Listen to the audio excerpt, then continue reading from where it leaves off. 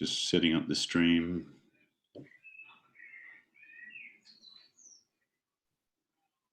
You still hear your birds? Yeah. Oh, we are there. You could have that interlude every now and then, just a bit of birds. We are on since now. I can see us on Facebook. Okay. My system is here that... There you go. So I'll leave you to it. You're off. Good luck. Love it. Well, welcome everybody to this live ACO Q&A. My name is Ed Wright, and I have some excellent operators in front of me, and these are ACO members overseas. So let me introduce you to Marc Benolil from Paris, France. Hey, everyone. I have Adam Mendry, who's in Warsaw, Poland. Hi. And I have Dale Rodkin in Cape Town in South Africa. You guys. How is everyone? How are you all doing? Good. Yeah. Good. Stress. So we're all good. So I'm just going to ask a couple of questions, well, a series of questions, and then what we'd love you to do to keep this interactive, obviously, look below on the Zoom webinar, and you've got the Q&A tab. So pop your questions down in there, and hopefully we'll try and get the questions to the guys at some point. We're also streaming on YouTube, and we are on Facebook Live. And with our friends at Cook TV, we're also streaming onto their various channels, Cook Optics TV, that is. So welcome to everyone who's joining us on that. Now, with that being said, let's get into the questions. Obviously, it's a very special set of panelists for us, ACO, the ACO's interest abroad.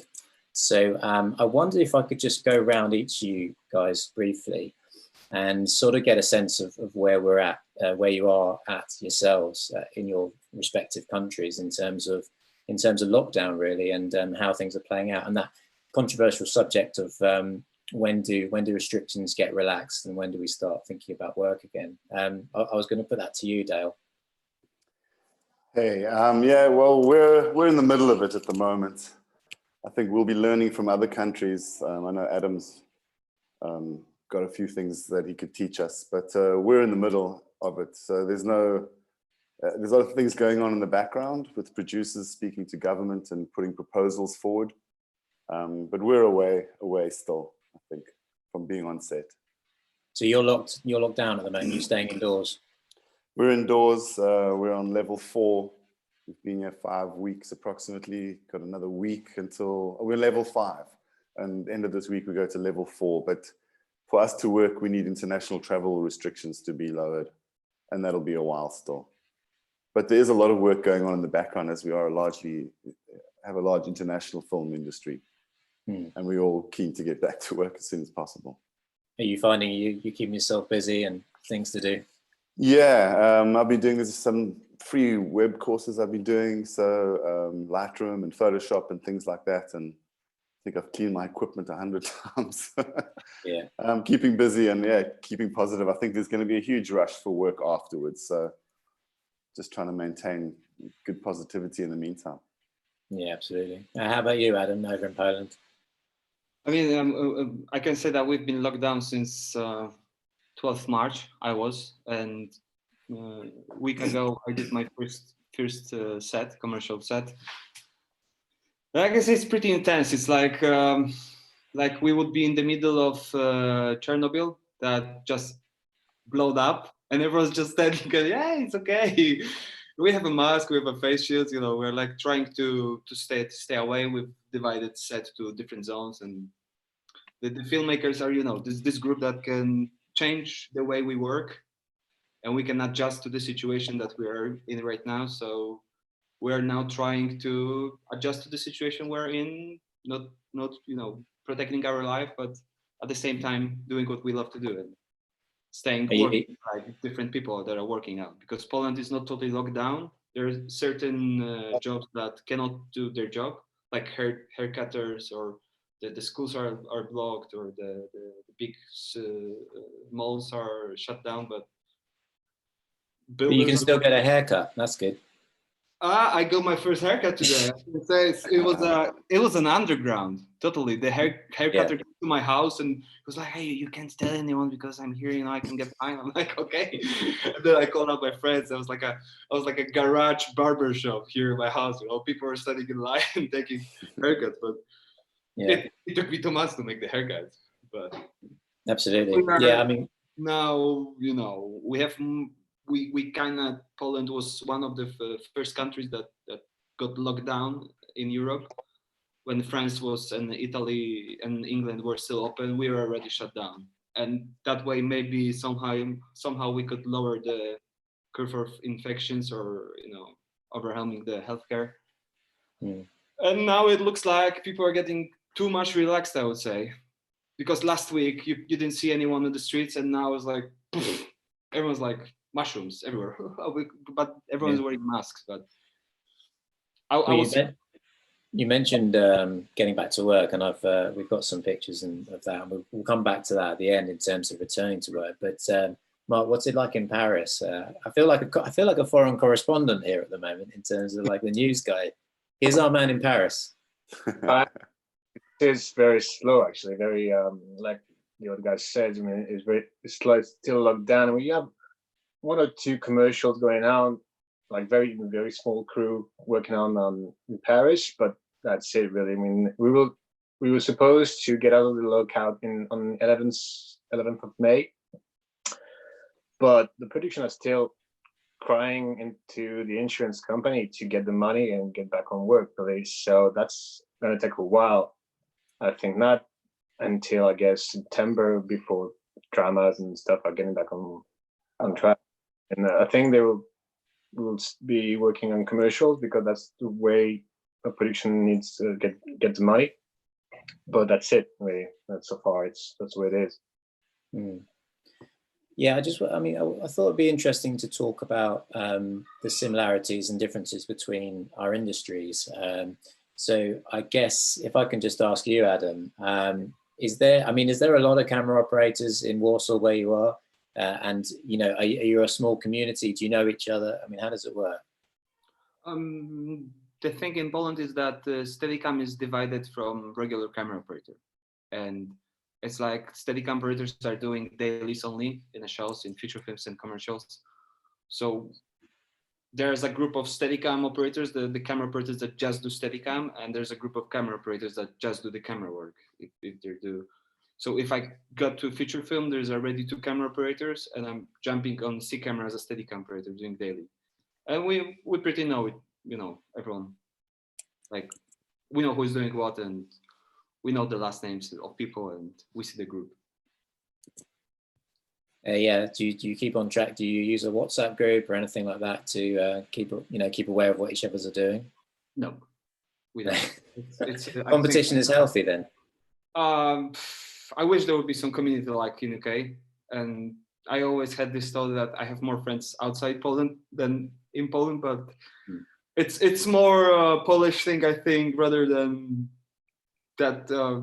Everyone tries, I think, to be the alpha one, since it's a daily thing and they're choosing Steadicam for special day shoots. Everyone tries to be that special one, and here the conflicts comes in, because I see that our cultural thing maybe is that we don't like when someone else is making successes, that is not successful, and everyone tries to pull you down. So if I have some problem, I first of all I call out to Berlin, to Benjamin Treplin, who helped out so many times. And then if I don't see help there, maybe I call Paris, to some of my friends in Paris, and then maybe to UK, and now maybe Dale, one day I call you to fly to Cape Town to catch you up for some help, but or to Fares Korbani from Lebanon, the great operator. What's it like in Cape Town? Obviously, Adam mentioned Cape Town there to you, Dale. What's the community like, filmmaking wise? I think we're a bit more along the British American system, where as a Steadicam operator on a big show, you're more likely to be operating A or B camera, and should know all styles and should know your equipment from which dollies and which camera setups to go on. So I think it's just a general as an operator, and I specialize in Steadicam, which is what I started out in, but I very seldom do dailies. I'll try and get on to the whole show. And that's kind of common here, to have a Steadicam on every day and you use it as per the set blocking as opposed to specific shots. Like made out scenes, Steadicam scenes. So we'll just look at a scene, block it and go use Steadicam for this, or so they have the luxury, they don't have to pre-book, Steadicam. They can have it all the time. That's pretty common here. In my head, Mark, I imagine the French film industry, film and TV industry is sort of huge. Is that sort of the case, and is it quite Paris focused, do you think? Yeah, major production line in Paris, obviously, but production try to find money everywhere else in France, like in the south, like south of France is very popular because of the weather, because of the light and all that. So there's a lot of production also over there, but same thing in the west of France and east. So pretty much everywhere, but the main productions are in Paris, sure. Yeah.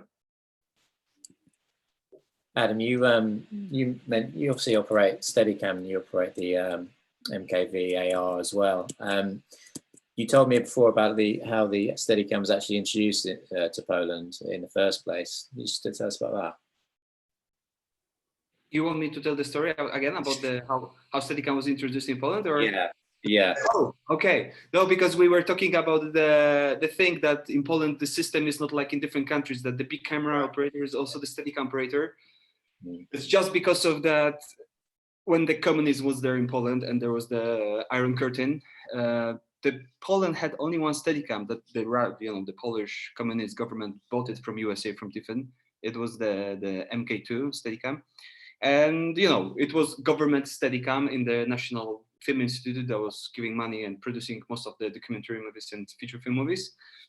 So they had this Steadicam and they had to train a person who knows how to balance the Steadicam. And if the DP wanted to use the Steadicam, he was ordering it like a camera package from the rental, and he was doing the shots. And from that thing, like when I was starting 12 years ago, it was common that the rentals are having their Steadicams and the Steadicam operators just a Steadicam operator.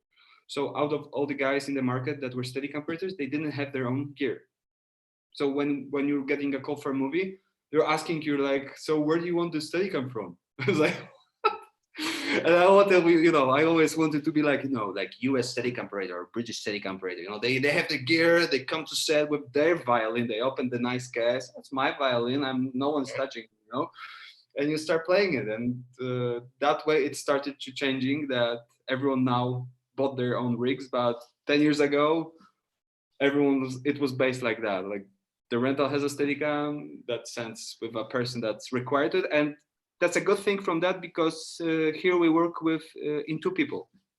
I have my own Steadicam spotter assistant. So when production books me, I arrive on set and he's my person to build the rig.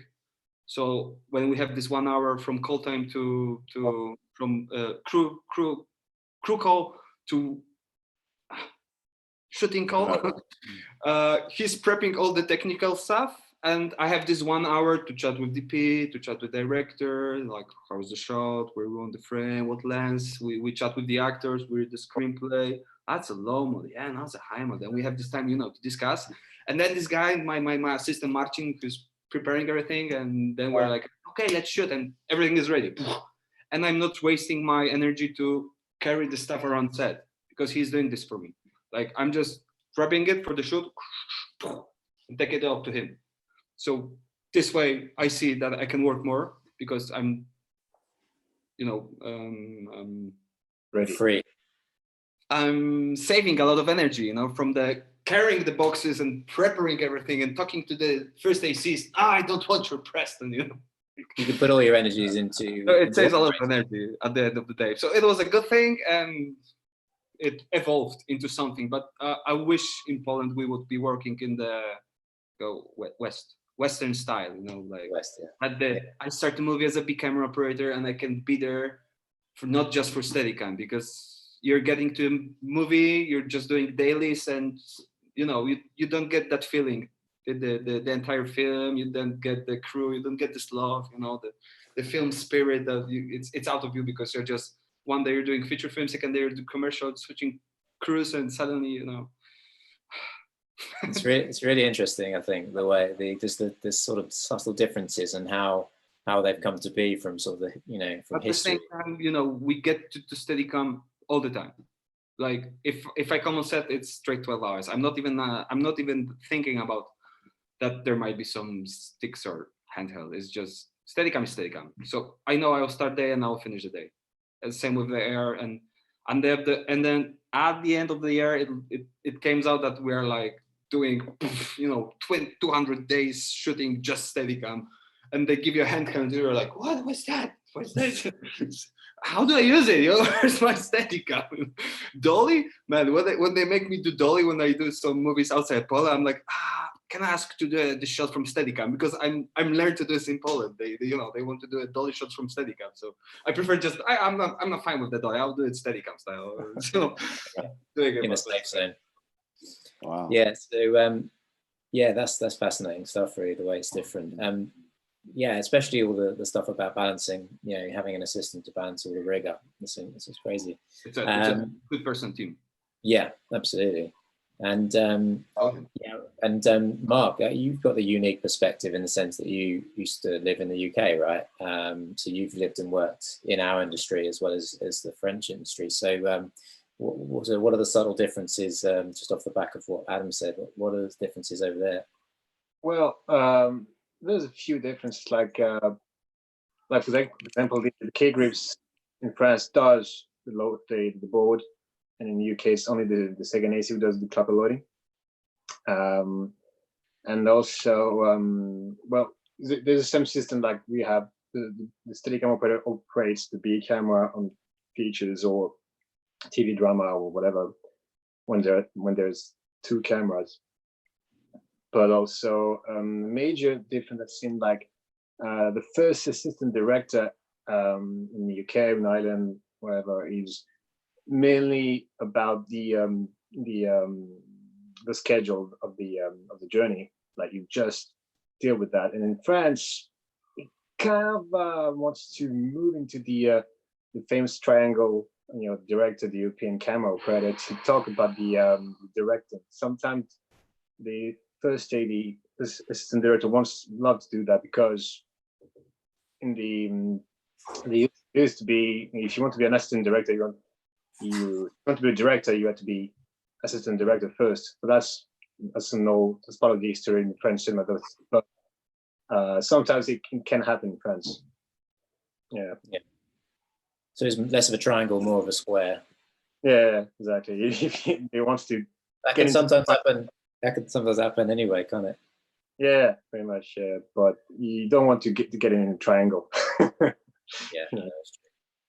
Dale, you were telling me a little bit about obviously you get productions coming into Cape Town because, you know, what a location to film in. Tell us a little bit about that and how sort of, you know, if you're coming in as local crew, the integration of that. Yeah, that's it's been happening for quite a while now. So we're all used to it, and you know, film crews around the world are pretty much the same. They're mostly a good bunch of people, and you know, you assume if they've come over here on a big show that they know what they're doing, and we all, you know, get along pretty well. I've never really had a problem between, you know, us and them on set. As soon as they come into the, you know, if you're in the camera department or groups or lighting, everyone pretty much gels, and we all want to know how things work on each other's side, basically.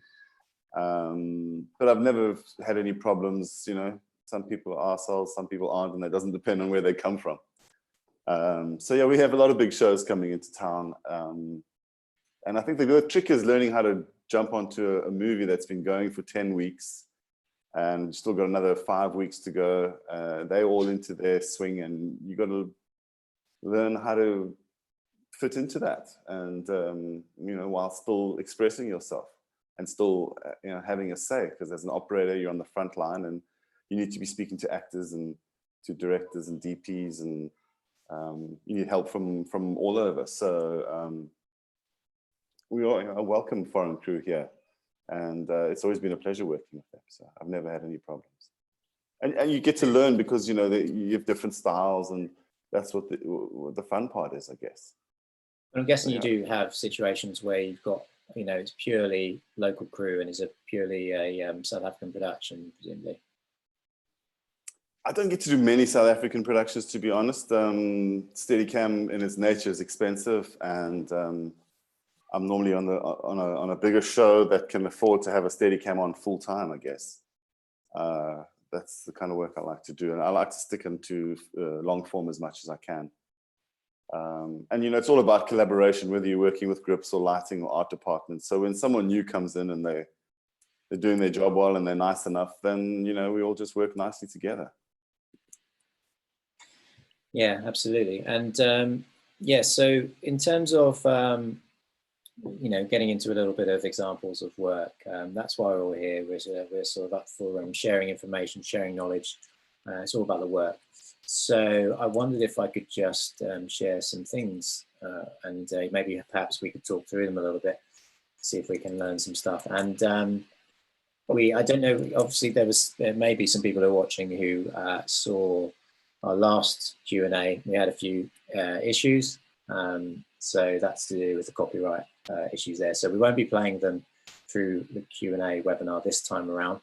But what we're planning to do, and give some feedback on this if it works, if it doesn't work, is we're hoping to drop the links in the Q&A, sorry, in the chat tab, so you can pop up another window and you can play them through, maybe have them separately and have a look whilst we're sort of talking about it. So with that being said, I will just bring that up. I just wanted to talk to you, Mark, about Riviera. Very slick TV drama set in the south of France. Looked great, by the way.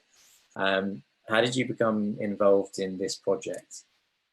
Well, my friend Stéphane Chollet, who is kind of very popular Steadicam camera operator in France, did the first season. And for the second season, he called me to replace him because he wanted to do another job. So it was kind of a big pressure. First of all, because he's very good, so it's always the first pressure to replace someone who is very good, and he knows the crew, he knows the director, all that. So, and you just step in the new crews, so you have to prove yourself in a way.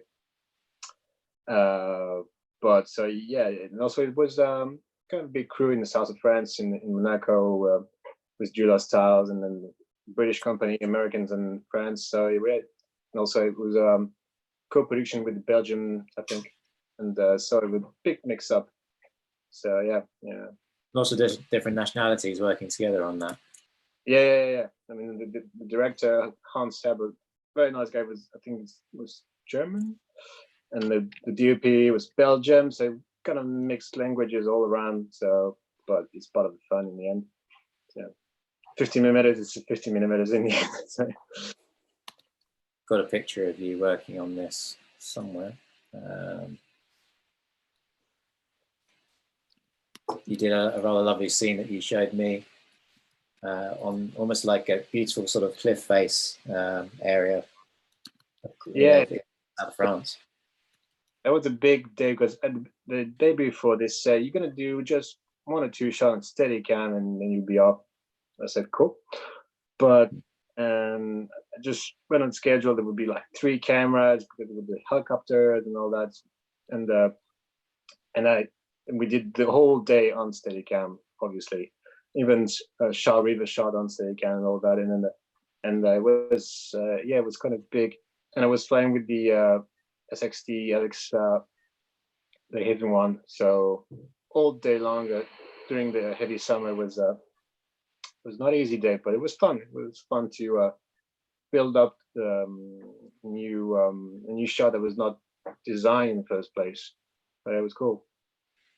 And yeah, I noticed that just for the steady heads, you still use the green screen monitor. I used to. Oh, you moved on now.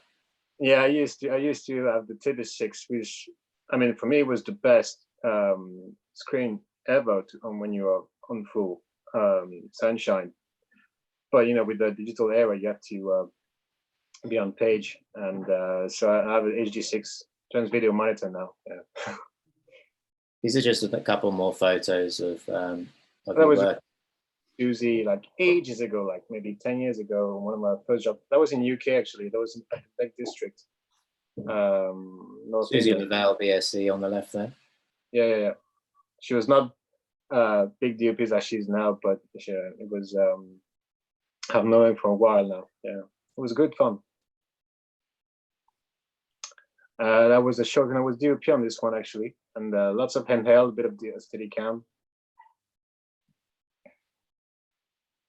And there was a feature film done in Marseille called The Walk. That was B camera, and I think was one of the few jobs I did on film, 35 millimeters. It's such a pleasure to work on film. It's a bit different. I was on Falcao's commercial, still with the TB6. You do a little bit of in France. How does it work in terms of splitting between commercial and drama? You know, is there a split there? Do certain operators just do each or both? Well, it depends. It depends really. You can do both. Pretty much every operator does commercial, I guess, and so except if you're really in the drama era, but everybody does commercial. There's no restriction actually. This is quite an interesting shot here. Working on. Are you sat on? Is there a snow?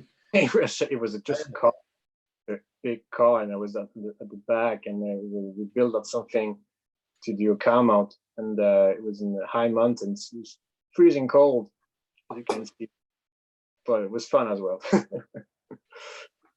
We can work in all sorts of conditions, can't we? And there's a nice low loader shot, so a tracking vehicle. Electric car.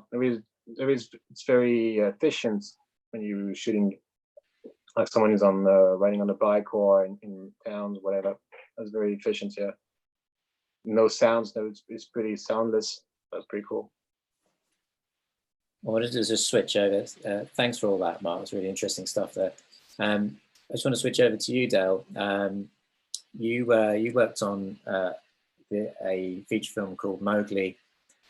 Started off as called The Jungle Book. I think then they changed the name, right? The working title, which is the Andy Serkis directed piece. Is that correct? Yeah, Andy Serkis with Michael Saracen as DP. Very good. What I'll do is I'll post again. I'll just put a little link to the as a YouTube clip, which is the trailer. Just tell us how you became involved in this big production. Typical film industry story, really. I think I was working on a show called Grimsby, and I hooked up with the focus puller, and you know, we got on well. And then months later, I think they were coming to South Africa, and I think the first ACs got to speaking, and then Michael Saracen gave me a call, and all of a sudden Jungle Book was coming to South Africa with Peter Taylor, who I'd always been a big fan of. He'd just done Gravity, I believe. So yeah, they all came down to South Africa, and we went to the East Coast and shot for a couple of weeks on all the exterior scenes on Jungle Book. It was amazing. One of my best shows for many reasons, mostly because of my relationship with the director and DOP, I guess. It's always like that. They were just really open and responsive to my camera work and to my input, I guess, which is always nice. I relate a funny story though, which actually taught me a lot. I mean, I've been operating since 2002, 2004 Steadicam, but you can always learn something, you know. We were shooting, it was the first day of production, and we were doing makeup tests and hair tests and literally pulling the cameras out of the crates and getting them set up to see that everything arrived. And we got a call to say, can you just come to set quickly and shoot a makeup test? So we pulled one camera that had, you know, had all its parts on, and we came down to set. And Peter wasn't there that day. He had hurt his leg, and so they asked me to jump on the camera. And course I did. We were shooting a makeup test inside inside the cage where Rowan, who plays Mowgli, wakes up for the first time and realizes that he's not in the jungle anymore, and is confused by all these straight bars and straight lines. And we come onto set, we put the camera up. There's like 12 or 15 makeup artists all around young Rowan, putting little grass in his hair and making sure he looks good. And it's just a general, makeup test. So we roll the camera, and my AC at the time, my first AC, Frank Garden, and I work often together, and we often roll B-roll just to see if something interesting happens. And so while he's standing there just on a flat shot, we come around to the side and he pulls focus to his ear, and the director sees this and he goes, pull focus to the hand, and suddenly his hand's on the bar. And then what happened was a 20-minute scene that Rowan just decided to carry on acting as if we were shooting the real scene. And he started to shake the bars and go a bit wild. And we did 3 lens changes without cutting the camera, and shot for 15 to 20 minutes on this, what started out as a makeup test and ended up being the scene in the movie that they ended up using. So, makeup tests, you never know what's going to happen. And I just wanted to say to any new operators out there, always do a shot. If you're starting and you're just on the guy's face, and then you want to, tilt and pan down to his hand, make it a shot. Just, someone's going to watch your footage at some point, and just always be aware that protect your rushes and make sure it looks good. And so from us just doing one shot down to his hands, the director picked up that something was going on, and Rowan started to act. And before we knew it, we had a scene that was not supposed to be shot. And so everyone was chuffed and made it into the movie that day. It's amazing that the magic can come from anywhere, can't it? And I suppose you just got to use your instincts, haven't you? Well, if everyone's paying attention, yeah. And, it was because Andy saw what was going on. And I don't even think I'd met him yet. He was just standing on the right of me. We maybe nodded to each other. And, by the end of that 20 minutes with just visuals and sign language, we actually got to know each other pretty well. And as I said, we changed the lens 3 times, didn't cut the camera, just pulled the camera back. My AC popped another lens on, we carried on filming. So let's do it again, popped on another lens, carried on filming. And it turned out to be a really amazing and natural sequence, which is, Andy's a thespian type director. He wants it all to be as natural as possible and not too forced. He doesn't want to overblock it and, overshoot it. Obviously, Andy's a very talented performer as well as a director. Tell us a bit about that relationship you had with him, working with him. Well, he was always prepared. He came to set with his notes every day. He knew exactly what he wanted. And if we had to change something, he knew why he had to change it and why we wanted to change. He always had a plan, which made you feel safe as an operator, because you're not searching for, just wafting the camera around. You know exactly what moments you're looking for. And what did he wants. And he's extremely communicative. He's got his iPad right next to you, and he's on the front line. He doesn't sit in the tent down there and direct. He directs from next to the camera, which I always find makes everyone feel better. The actors always feel safer when the director's near. And yeah, he works on what's actually going on, not what he wants to go on. So he's watching the performance. He's watching the eyes of the actor. And Rowan was 12 years old, I guess, at the time. And so he really, coaxed him through the performances. And it was amazing just to watch someone so prepared with such a sharp eye, and who was so enthusiastic about every shot. There was one shot that carried over from London, which was literally a boot in the ground, leaving a footprint behind. And God, if we did that shot 20 times, every day it would come up and we would do it again. And the next day, they're like, yes, it was nice, but let's just do it again. And I think it turned out to be the last shot of the movie, again, was the footprint shot. But, he was that type of director where there's attention to detail was important for him. And if the audience were connected to it, then it would be a good shot. So he was always after that, natural pureness and not too much, not too staged. Well, I'm just curious, this question for me really is if you're working with Andy and he's also involved, he's actually performing in it, is there a change there once he's directing but he's also in the scene? not really. He's really good. He just does the same thing, but from a different position on the camera. You know, he goes back to come and ask you a question in character by mistake, like he's Baloo. Well, he did a lot of things as Gollum somehow. He would Really? describe the scene as Gollum, which is always People asking him to do Gollum impressions. yeah, always. And so he'd take a scene and describe it as Gollum rather, it just lightened the mood. And I always find, magic on set happens more often when there's a good energy, a good vibe, a good mood, and everyone's in that good space. Because you'll be on other big productions where it can be very intimidating and very predatory and finger pointing, and everyone, operators are the first on the top of the list to say why the dolly didn't track at the right time, or so as an operator, you're taking responsibility for your footage, for what you're showing. There's monitors up, there's footage going back all around the world, and you just got to make sure that what you're filming and what you're showing is of class and quality. And so with someone like Andy next to you, you feel confident to reach. Sometimes you reach and you make a mistake, which is fine, but rather than just staying on your frame because that's what you've been told to do, you realize there's a focus pull that can be done, or a little tilt to the right that can be done, or just something that can bring your own expression into it that you've realized and that you think will help the story along. And with a director that's open to that, it's happy days. Couldn't agree more with your thoughts on the a happy set is a productive and collaborative set. It's always, you're going to get the best out of everyone, I think. It's a trick. It's a tool. If you can you've got your crew, and if you can take that crew and mold them into what you need them to be, they will do it. And it just takes a little kindness, a little nice communication between everybody, and it's very achievable. But I find if people come to set, especially directors that haven't done their homework, they're not sure what they're doing, then it slides downhill from there, and everybody's scrambling to try and get an idea across that the director's not even sure about. So Andy was amazing. He'd done his homework. He recognized when what he had thought was going to happen didn't happen, and now a new plan had to be made. And it's always working, especially in the exteriors. It's always working with what is actually happening. You're not on a set where you're going back to the same set every day. Every angle of that place. You've put that techno crane down 100 times. When you're out on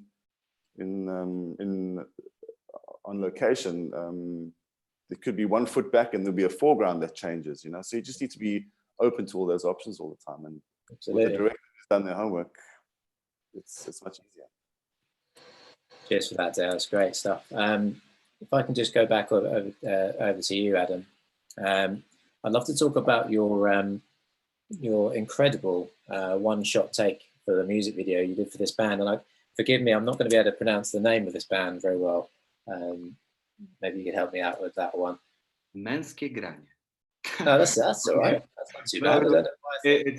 This music video was made for a music festival that the big music artists in Poland, they gather together and they write together a song and they sing it as a song for the festival. And every year we're trying to make a big music video for that song. And that year there, when we were doing this, our director Tadeusz Śliwa said it has to be incredible. So let's make a one shot. Everyone loves one shot. So let's say, come right, we have it. But they have to, they have to sing and play live. So we had to do one take, and at the same time the artists were singing and playing the instruments live. So we had like a full film crew doing the job and the full audio crew recording the sound. So the effect of the video is actually recorded, how they sing and play, and how we record it in one take. And it was just insane. A lot of people moving objects, people, moving their keyboards while they're playing. They have to run and play guitar. People were like behind the scenes carrying this guy while they were singing, with the cranes where he was stepping off, and I had to step on the crane, going down, running, spinning. Oh my God, I was like, Jesus Christ. I was like, when I was listening to his ideas, I was just like, what? What? When? And we have 3 minutes? I was like, what? How do you even start with that, Adam? How do you go about sort of working through those moments in the actual sequence? Well, lots of rehearsal. I mean, it was 3 days. The first day was we were cutting the director's ideas because he had an idea of Steadicam and actor being on two cranes, you know, dancing around each other and stepping up at the same time. And we're like, no, it's not gonna happen. I had to step up on the crane like 6 meters higher. It was just trying to fit his idea to the 3 minutes of the song and to the possibility we have of moving the camera and, you know, like doing. So sorry, I have some audio problems there. Carry It on. was just like I just felt like running 3 minutes. And then we're you know, running and singing. And we're like, you have to be here faster. And the artist was like, no, I can't because I'm running and then I cannot sing and play. I was like, what? So we had like new, you know, like not when you do regular music video that you do everything from playback, but here we face new problems like, oh, so we have to readjust the shot. So he makes to this point, where is this thing? And I get here and we can continue to different part. And it was tough. It was 3 days.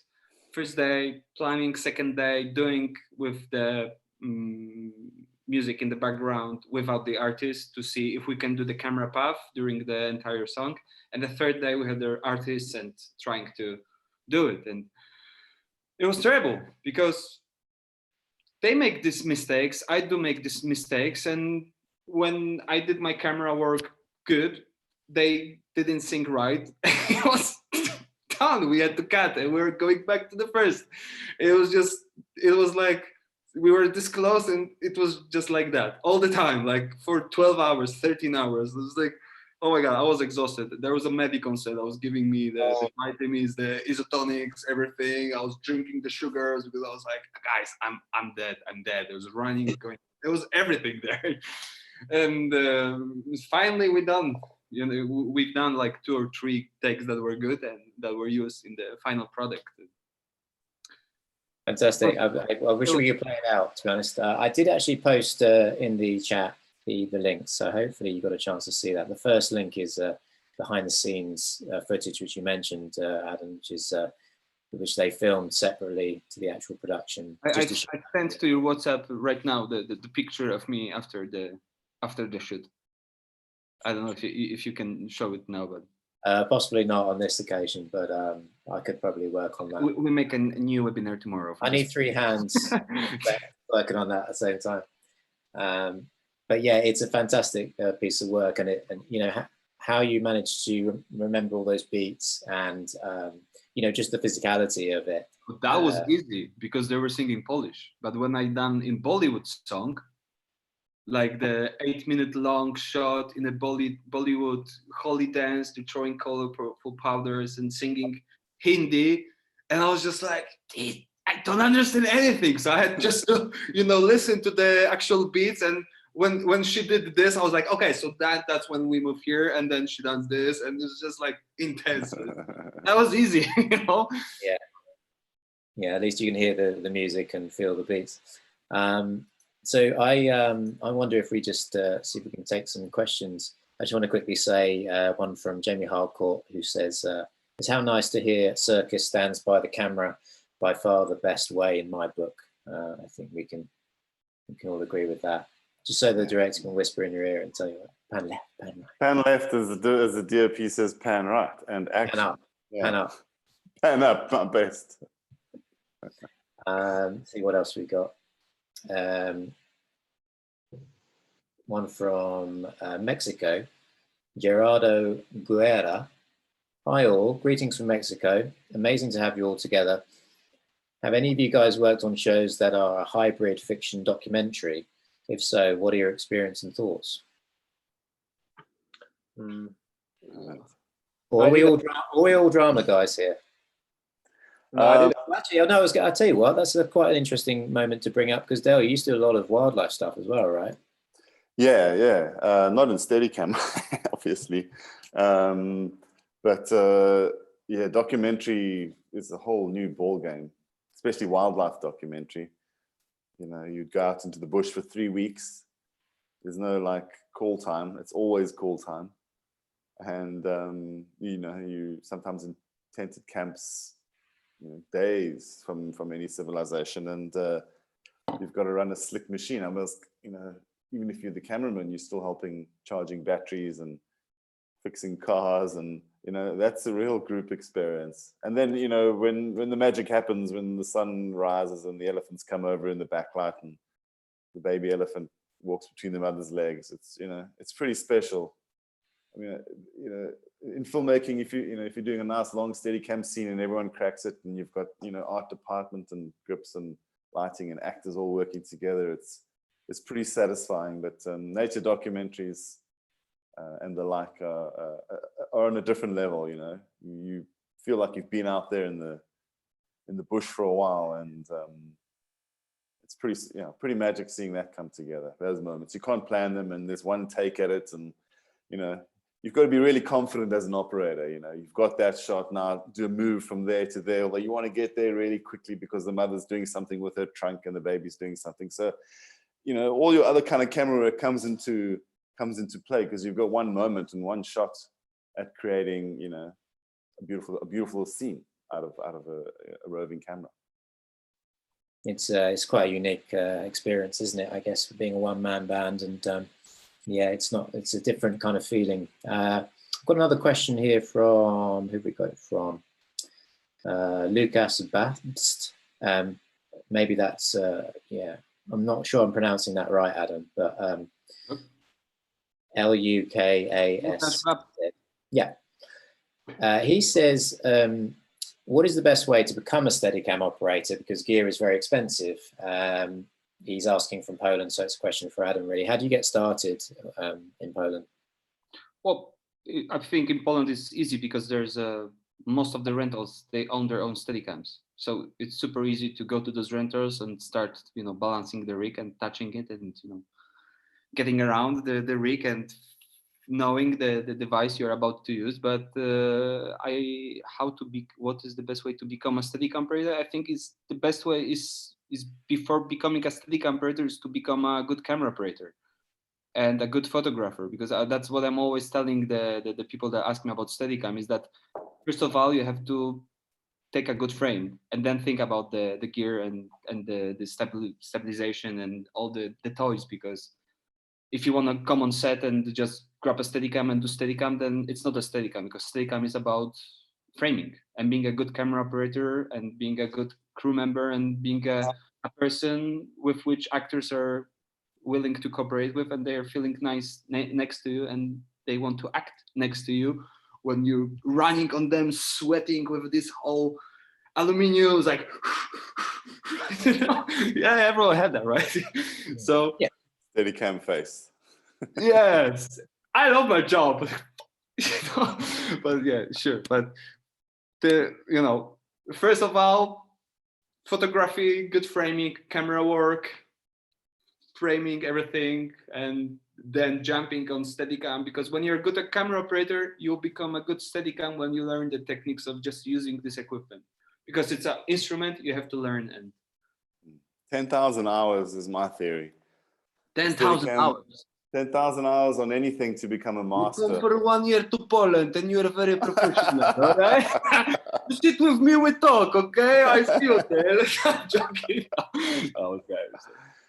I literally used to watch movies holding my Steadicam, not operating, just holding it for an hour and a half, just to get my body and my back used to it. When I was training in my first year of Steadicam. It was just the amount of hours. I'd put an X over there, an X over there, walk in and out, stand, make myself a cup of tea, just stay in the rig, because for me, the best posture is your natural posture. If you're trying to, you've got a bad back, if you just keep your posture good on Steadicam, it'll save your back every day of the week. And when you put it on the first time, it doesn't feel like it wants to keep your natural posture. So just learning how to stand nicely, for me, was a great help. And learning how to walk backwards, because you'll be doing that a hell of a lot. So, just walk into a crosshair and walk out. Walk into another, do a pan across, hit your mark, walk in, walk out. Pan across, hit your mark. Do the same with the tilt up and the tilt down. And just repeat, repeat, because your framing and your composition is also something that will grow over time. But once you arrive on set, you're expected to keep a level frame and at least be able to do what they ask of you. But there's no one that's a natural. You don't put a Steadicam on and go, Yeah. after a week go, I can operate this tool. Or was The it more for you me? practice, For the a better while. you get, right? It's literally that, once you can start telling the Steadicam what to do and it stops telling you what to do. Yeah. That's when you're in charge.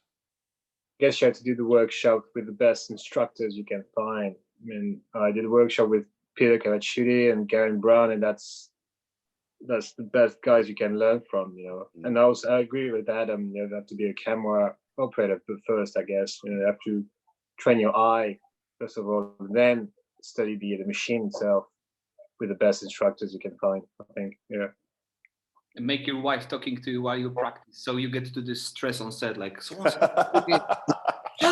Like, where's the voice coming from? Like, Adam, I'm trying to get the balance, it's really insane. Oh, funny. Oh, that's good. So I just wanted to bring up, Mark, another piece of work you mentioned. It was let's get my thing up here. You worked on a commercial, the Hit Parade commercial. I'm going to post that link in the chat. Tell us a bit about this Steadicam commercial that you worked on.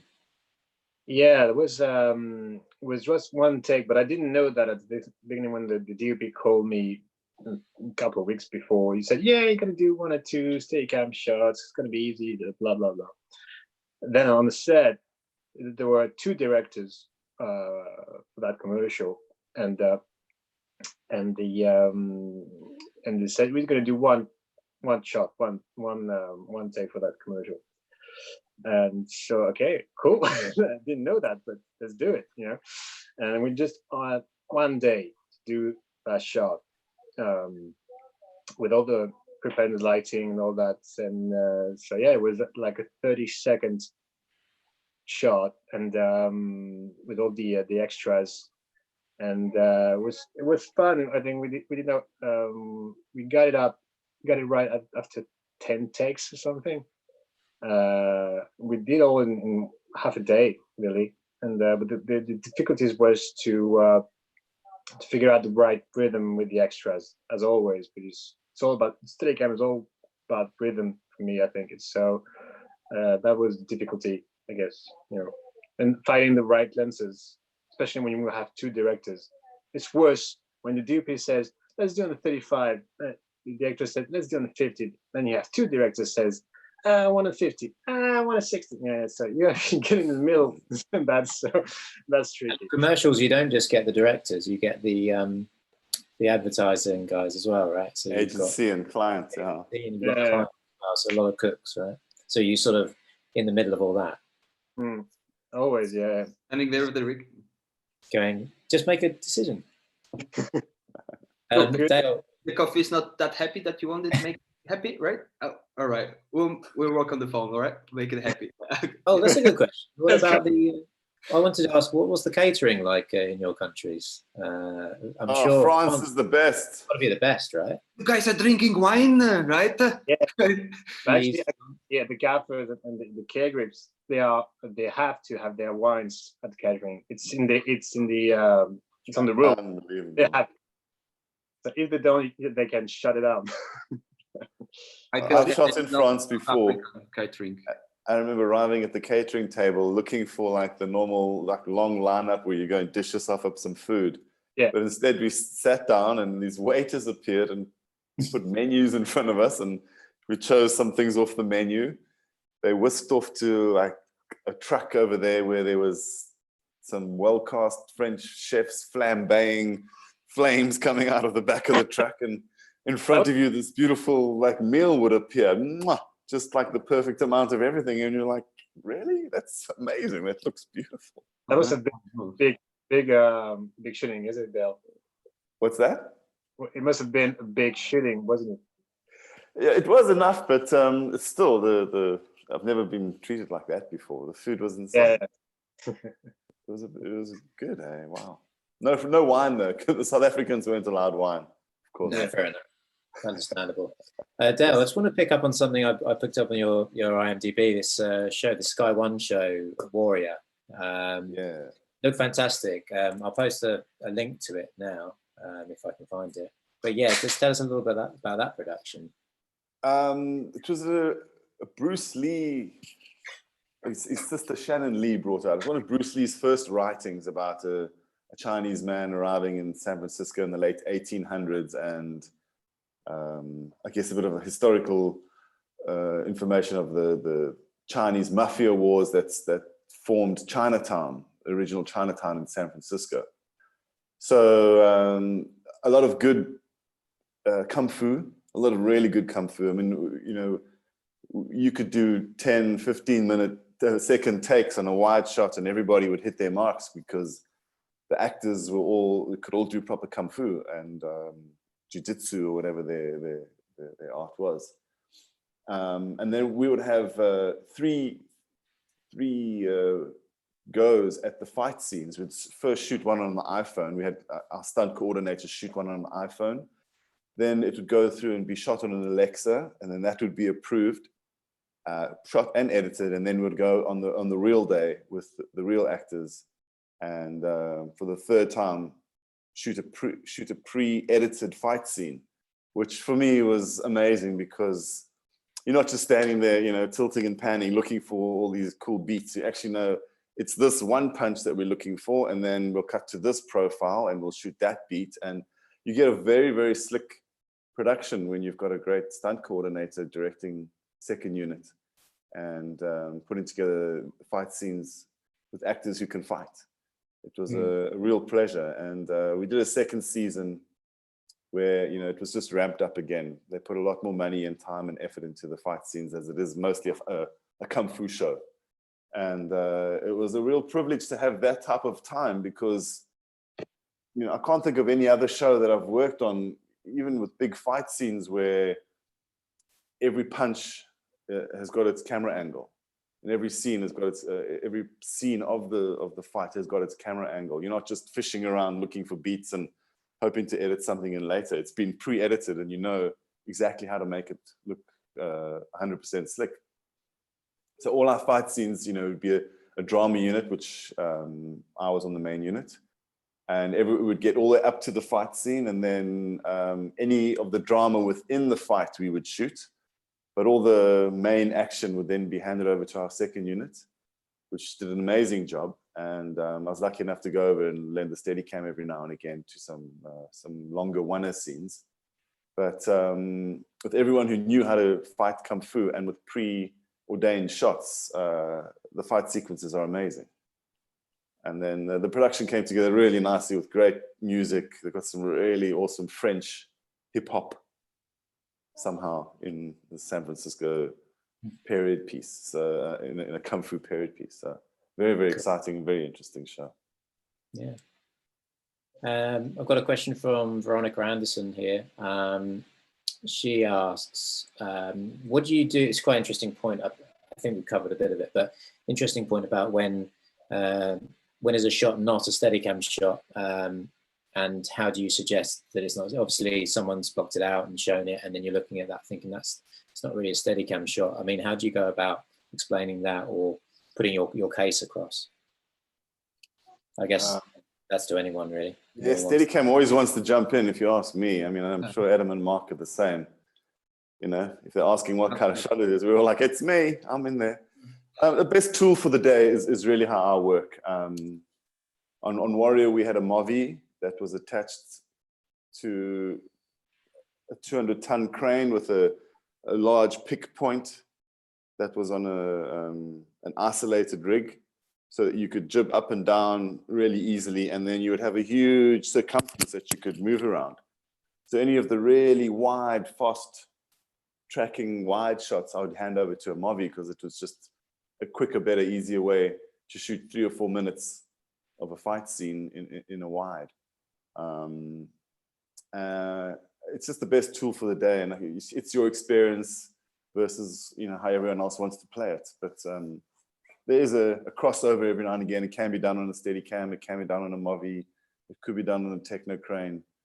sometimes it just comes down to what piece of equipment is built, and Yeah. you've got half an hour left to shoot, and I'm you're like, gonna take it. What you have? 28? Okay, let's go. let's get it done, let's get it done. But it depends on I guess, depends on the director if he's have a good knowledge in techniques and tools. I mean, if he knows what he's talking about, then it's easy to really talk about the shot. If you do we really need a Steadicam? Do we really need to do that, the long takes on Steadicam? Should we do on handheld? Should we do let's bring the dolly, whatever. And I don't think I will never put a Steadicam on front of everything each time. I think there's a tool for every shot, for every scene, I think, from my perspective. So it really depends on the director, I guess, if and also of the time of the day. If you have to go quickly, then let's do a Steadicam, but on handheld, whatever. But most of the times we get two cameras. I mean, two body cameras. That one is built on Steadicam and second is on the handheld. So Yeah.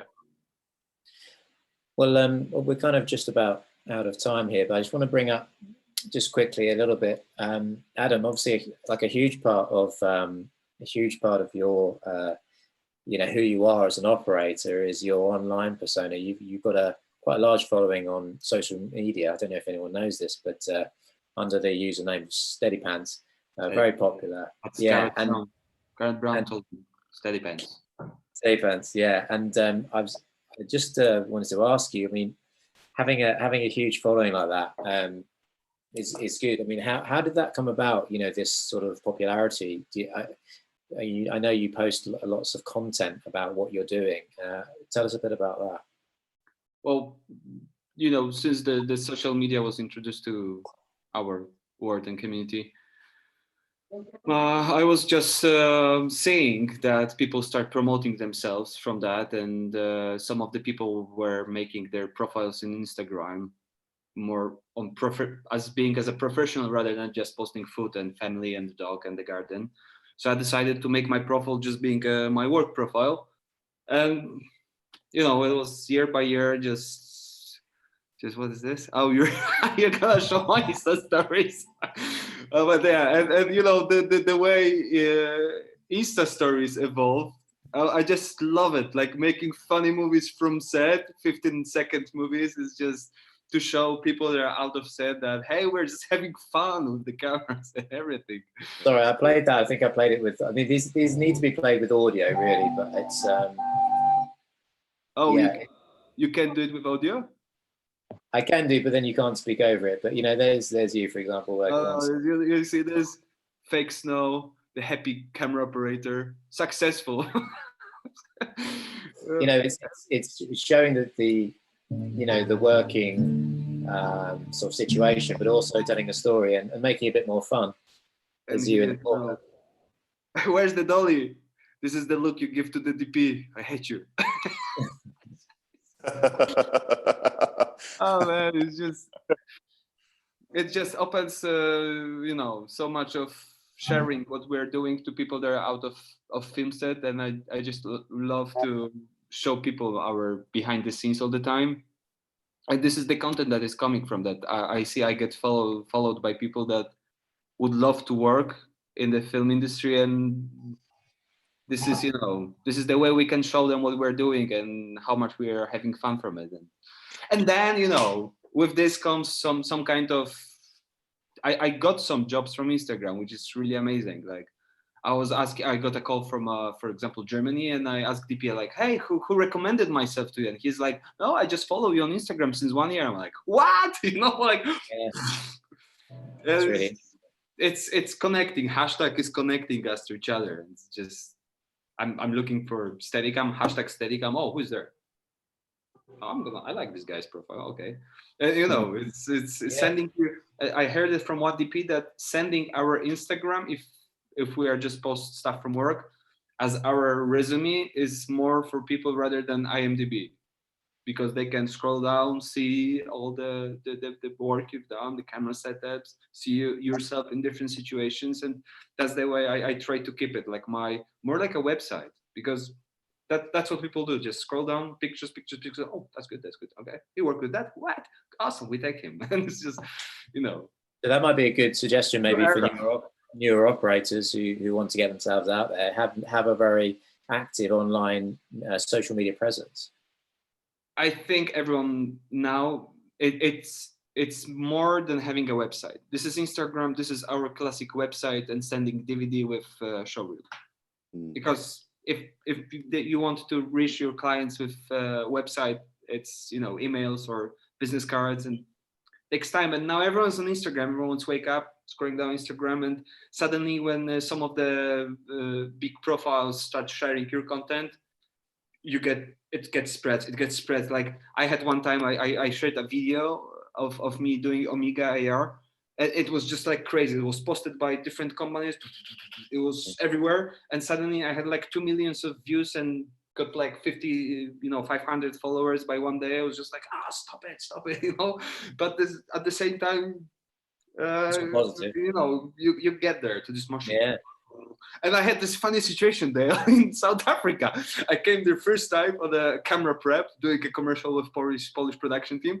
And we go to the Panavision South Africa, and I'm preparing gear. And suddenly there's one guy in Panavision coming to me, is like, I know you from somewhere. I'm like, I'm here for first time. It's my first time in South Africa. It's like, no, but I know you. I saw you somewhere. I'm like, hey, maybe you follow SteadyBuzz. Like, oh shit, I follow you. I was like, amazing. There was Wasn't Dale? Wasn't so Dale? No. strong.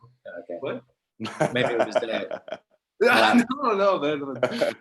But yeah, so I mean that's a really good point. I think it's well made. Social media is so huge now, especially with younger generation. But I've got a screen grab here that you sent me. It's it's quite an important sort of thing to look at. Is that this is you back to work? So you're already working really in Poland. Yes, I've prepared my my. So this could be the reality though of us going back. It's happening right now. Totally. Yeah. Like that's the way they want to. It's up to us how we're about to work. That everyone tries to stay safe. The sets are divided into zones with limited access. Like zone 0 is where you require FFP, a 3 mask with a face shield and the full body suit, and it's pretty intense because when you sit at this level, it's scary, and everyone is stressed on set. Everyone just want to do the job and go home and wash themselves, do the shower, and stay away from everything. And this is my actually Steadicam assistant I was mentioning at the beginning of the conversation. This is my man. Look how I want him. He want took one of care those. of the camera lens. Do you see? It's like, this is the man that takes care of everything. It's like, bottle of water here is essential.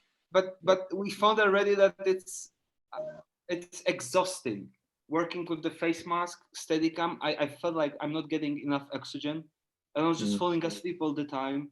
The face shield is hitting your voice, so you hear yourself like you'll be standing next to the wall, like so loud, and you cannot hear anyone on set. Like even the walkies don't work. It's gloves, everything. You're sweating. It feels like constant raining scene, like when you dress everything up for raining scene, it feels like that. We have a raining scene for 15 hours today. It's like, okay, the thing is that you cannot touch yourself because there might be virus everywhere. So you cannot touch the face shield, the mask, everything. So we resigned from lunch breaks, so we don't have to change everything. But it looks like the productions are different productions are dealing with it differently. So one production is requiring this all protection gear, and another production requires only self-distancing and face masks, for example, and hand sanitizing everywhere. So, but I think it's the problem that we don't have unions in Poland or any kind of protection for the filmmakers. So we are all self-employed with a company. So when we enter set now, we're signing a paper that we take our own risk on that. So if I get infected with COVID-19, that's my it's pretty fascinating the way it's going to go forward, isn't it? Ask for help or some insurance consequences on that. It's not. Yeah, I mean, we could we could go on about that conversation and try to speculate about where things are going to go forward, but it's we're not sure really at the moment, are we? In reality, but there's a taste of it anyway from Adam's experiences. I think we better wrap it up there. So I've just got one last point from Peter Robertson. He says, "Hey Ed, it's the Polish police. Can you tell Adam that that haircut is illegal?" No way. Please, Peter, not the haircut. Please. The haircut Maybe police. or a month.